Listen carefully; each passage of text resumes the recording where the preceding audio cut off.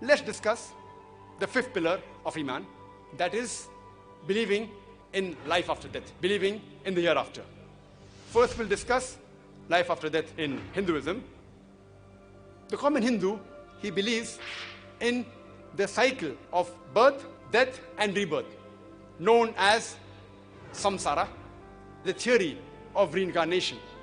And this theory of reincarnation says that Almighty God has created different people in different ways. Some are born rich, some are born poor, some are born healthy, some are born with some congenital defect. So how could God be unjust in making different people born different ways? So they came out with the theory of samsara, also known as theory of reincarnation or transmigration of soul, based on the verse of Bhagavad Gita, chapter number 2, verse number 22, which says, whenever a person changes his clothes and wears new clothes, it is somewhat similar, like a soul gives away the body and enters new body. It believes in the theory of karma. The actions that you do are the karma. If you do good actions, you'll be rewarded in this world or the hereafter.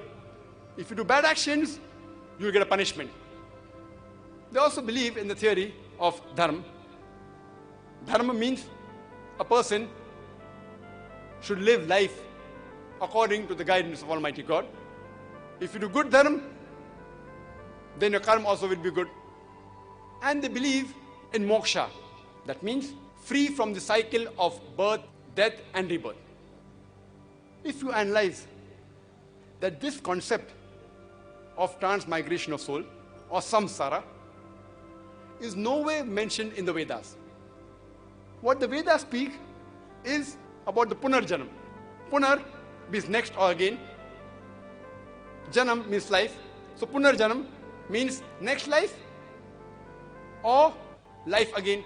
It doesn't mean life, death and life again. It's not cycle of birth, death and rebirth. It's only next life or life again. So the Hindu scholars who believe in the Vedas, they say that the concept of transmigration of soul was never mentioned in the Vedas. It came into existence later on. What is mentioned in the Vedas, if you read Rig Veda, book number 10, hymn number 16, verse number 4 and 5, it speaks about the next life and also says you will go to paradise, but doesn't speak about death, life and death. Further, if you analyze the Vedas and the other Hindu scriptures, they talk about Swarg, about heaven, and describe heaven that it is a very beautiful place where rivers will flow. There will be rivers flowing of milk and there will be various fruits. It will be a place which is good. It even talks in several places in the Vedas, in Atharva Ved, in Rig Ved. The Vedas even speak about Nark, that is hell. The description is somewhat like fire.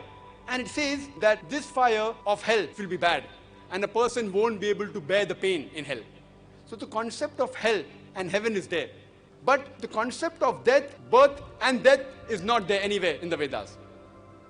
Because the human being, the scholars, they could not know how could some people be born healthy, some people born with congenital defect. So because of this, we find that this concept have come about the birth, death and rebirth. Let's discuss life after death in Islam. And Allah says in the Quran, in Surah Baqarah, chapter number 2, verse number 28, don't you know that you were dead and He gave you life and then caused you to die and then we again resurrected you?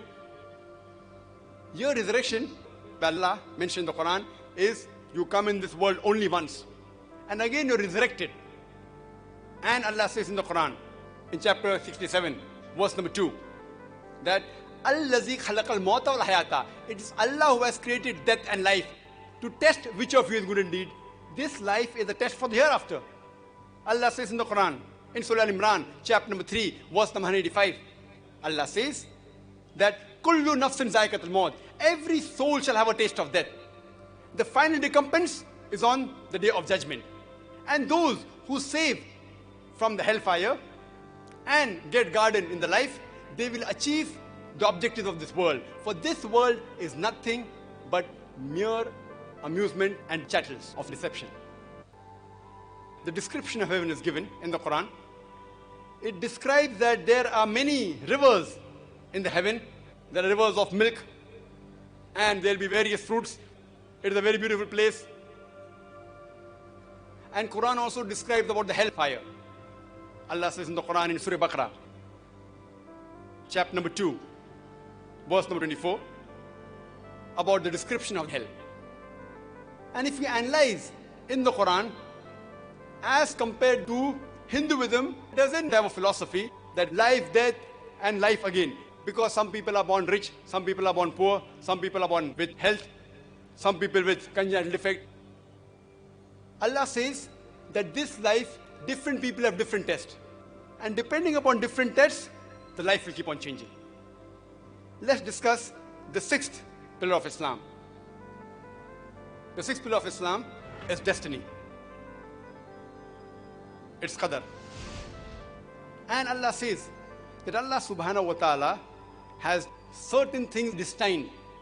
For example, when a person is born, where will he die? When will he be born? How will he live? Like how the questions in the examination, it keeps on changing. So Allah subhanahu wa ta'ala has already destined how will a person be born, how will he die. And this concept is the same even in the Hindu scriptures, that Almighty God has destined, He has assigned how will a human being live. This was in short the similarities between the six pillars of Iman in Hinduism